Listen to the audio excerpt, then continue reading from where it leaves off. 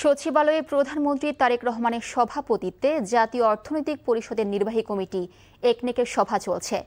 এই মুহূর্তে সচিবালয়ে আছেন সহকর্মী ইফতেখার রেজা, সেখান থেকে সরাসরি যুক্ত হচ্ছেন তিনি।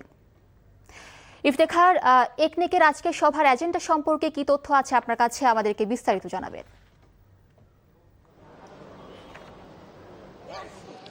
প্রধানমন্ত্রী তারেক রহমানের সভাপতিত্বে এই সরকারের চতুর্থতম একনেক সভা আজকে সকাল 10টায় বসেছে এবং সচিবালয়ের যে সম্মেলন কক্ষ মূলত সভা বসেছে এবং আমরা আপনাকে জানিয়ে রাখতে চাই যে সকাল 10টা থেকে শুরু হওয়া এই একনেক সভায় আজকে নতুন ও সংশোধিত মিলিয়ে এখন পর্যন্ত আমরা জানতে পেরেছি মোট 12টি প্রকল্প তোলা হবে। এর মধ্যে অবকাঠামো উন্নয়ন, পানি সম্পদ ব্যবস্থাপনা, স্বাস্থ্যসেবা, তথ্য প্রযুক্তি, স্থানীয় সরকার, বিদ্যুৎ জ্বালানি, সামাজিক নিরাপত্তা খাতকে গুরুত্ব দিয়ে প্রকল্পগুলো প্রস্তুত করেছে সংশ্লিষ্ট মন্ত্রণালয় ও বিভাগ।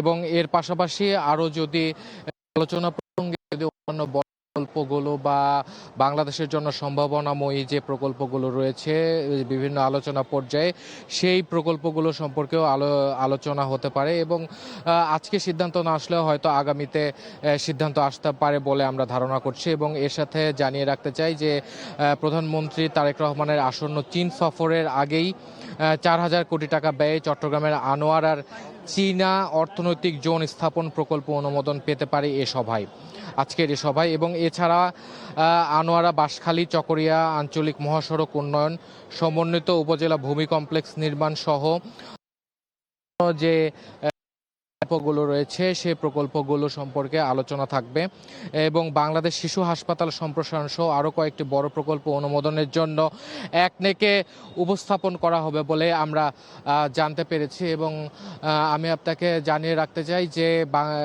সরকারের যে ফেব্রুয়ারিতে ক্ষমতা গ্রহণ এবং ক্ষমতা গ্রহণ থেকে আজ পর্যন্ত যে সরকারের যে কার্যক্রম রয়েছে সেই কার্যক্রম নিয়েও পর্যালোচনা হতে পারে বলে আমরা জানতে পেরেছি। তো এই ছিল সর্বশেষ।